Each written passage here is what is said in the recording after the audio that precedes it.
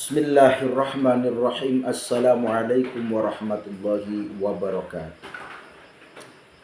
Sahabatku semuanya dimanapun berada, baik yang ada di dalam negeri ataupun di luar negeri, salam santun saya, salam hormat saya, salam kompak, salam damai, salam budaya, salam seduluran selawas selawas.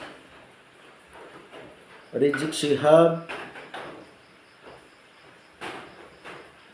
telah berucap ataupun mengajak kepada para muhibbinya untuk berperang atau perang saudara.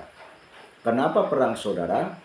Karena perangnya melawan sesama muslim, bahkan sesama pribumi. Namun saudaraku, ternyata Rizik Syihab hanyalah kuar-kuar saja, hanya omong saja, karena sudah didatangi tapi ngumpet, nggak nongol. Yang nongol muhibbin-muhibbinya yang tergabung di dalam FPI seperti itu. Dari Laskar Sabilillah tentu saja bukan itu yang diinginkan. Karena bagaimanapun, kalaupun muhibbin itu buta hati, bahkan buta mata, karena sudah tercuci otaknya oleh Rizik Syihab, sehingga hal yang salah pun dirasa tidak salah. Contohnya, Rizik Syihab mengajak muhibbinnya untuk perang, dan muhibbinnya pun mau-mau saja, bahkan membela mati-matian, bahkan dia mengandai-andai.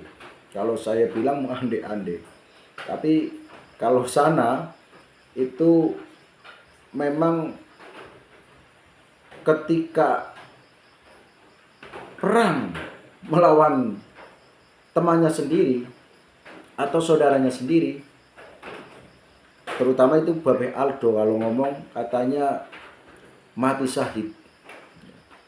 Tidak ada ceritanya mati syahid memusuhi sesama muslim, tidak ada ceritanya. Karena hal ini sebetulnya bukan masalah serius, tapi dibuat serius. Karena apa? Karena kan polemiknya tentang nasab, ya kan? Tentang nasab. Pribumi menuntut bahwa nasabnya kaum Ba'alawi atau Habib-Habib yang katanya itu dari Yaman tapi tinggal di Indonesia, menuntut untuk membuktikan bahwa dirinya adalah cucu Rasul dengan cara mendatangkan atau menghadirkan kitab sejaman yang memang betul-betul menyampaikan atau menyambungkan Habib masih atau Habib itu betul-betul nyambung kepada Rasul, sehingga dikatakan dzurriyyah Rasul.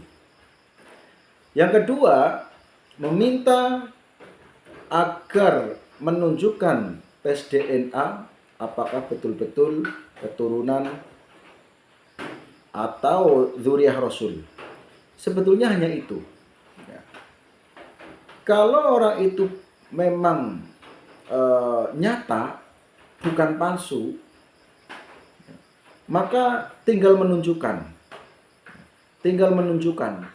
Jangan hanya menunjukkan tulisan atau silsilah yang sudah ditulis di Robitoh Alawiyah, tapi sesuai harapan pribumi, yaitu menunjukkan kitab yang menyampaikan, tapi kitabnya kitab yang bukan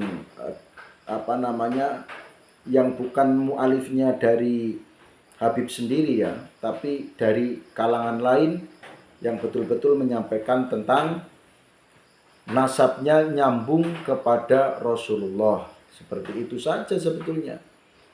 Ya, ibaratnya kalau kita punya motor ataupun punya kendaraan, ya, kalau memang punya surat-suratnya, tentu saja ketika ditanya oleh polisi mana suratnya, ya disampaikan ini suratnya, ini SIM-nya, ini STNK-nya, dan lain sebagainya.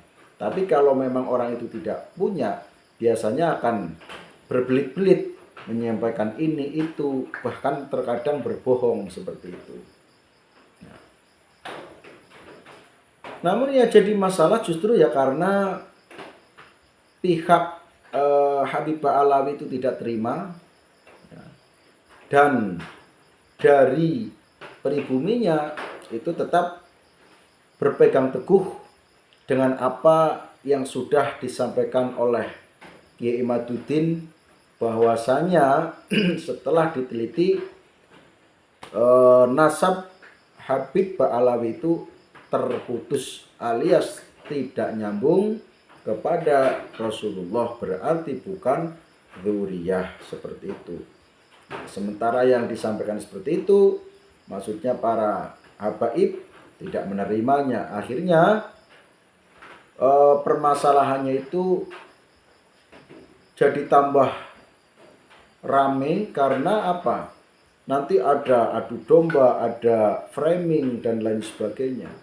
Bahkan tidak hanya itu saja, tapi saling mencaci, saling membenci, ya, dengan bahasa-bahasa yang sebetulnya tidak pantas, bahkan tidak mungkin diridhoi oleh Allah Subhanahu wa Ta'ala, seperti mendajal-dajalkan, ya, dan juga termasuk memberi lakob atau asma lakob tapi yang tidak sopan, misalnya seperti monyet, kemudian anjing-anjing bersorban dan lain sebagainya. Dan ketika seperti itu, pribumi pun akhirnya juga sama seperti itu. Termasuk Gus Fuad Pleret juga akhirnya mengatakan salah satu tokoh yang dianggap penting bagi para habaib, yaitu dikatakan katanya monyet seperti itu.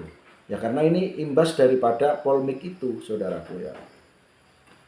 Tapi kalian harusnya lebih cerdas untuk memahami hal ini, karena jejak digital itu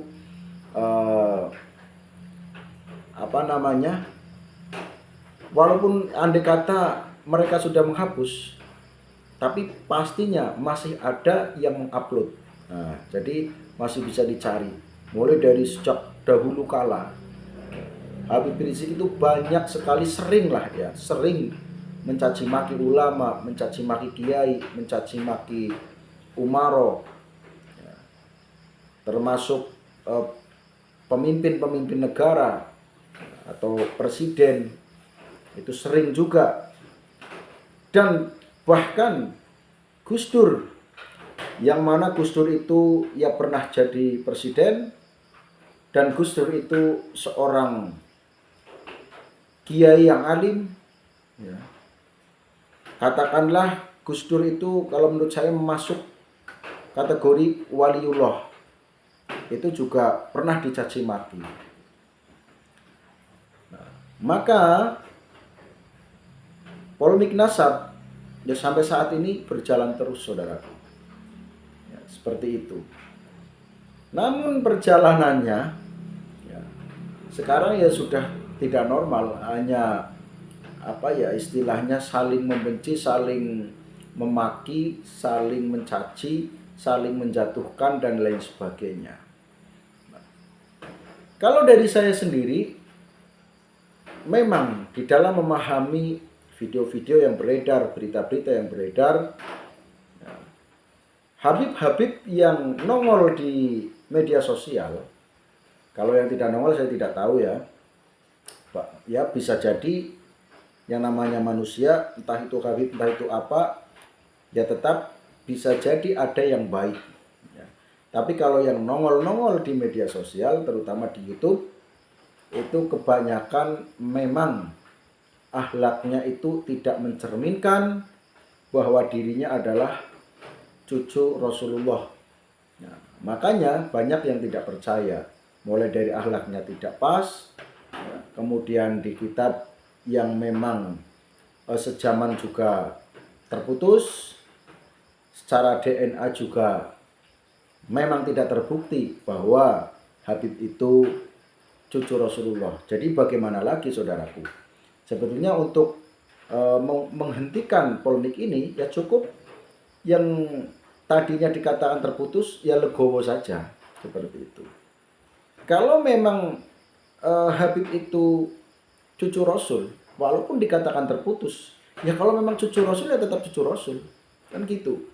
Jadi menurut saya ngapain harus menggebu-gebu, membela diri, ya. Sementara bukti-bukti itu sudah banyak bahwa Habib itu bukan dzurriyyah Rasul. Ya. Kalau ada Habib pinter, pandai, cerdas, ya enggak, ya memang manusia seperti itu. Ya. Manusia ya ada yang pinter, ada yang cerdas, ada yang alim. Ya. Akan tetapi kalau ngomong salah, ya banyak juga manusia salah walaupun pinter, walaupun cerdas.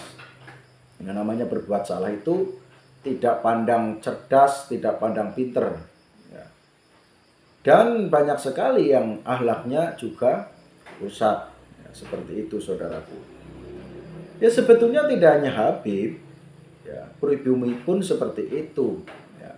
Tapi kan polemik ini memang diawali dari Habib Bahar yang mengatakan bahwa Wali Songo itu terputus awalnya seperti itu, yang sehingga akhirnya muncullah tesis Kiai Imaduddin seperti itu saudaraku. Jadi silahkan saudaraku di dalam memahami seperti apa. Yang jelas sekarang ketika kita melihat video-video yang viral, ya, yang mana datangnya dari kalangan klan Ba'alawi, ya, kebanyakan ya framing seperti itu. Silakan bisa dipahami, tapi memahaminya dengan betul-betul pikiran yang tenang, bukan dengan hawa nafsu.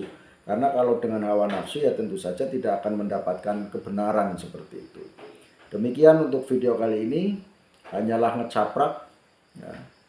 Barangkali ada yang bisa diambil manfaat seperti itu. Apabila tidak ya juga tidak apa-apa saudaraku, bisa di skip saja videonya. Saya akhiri.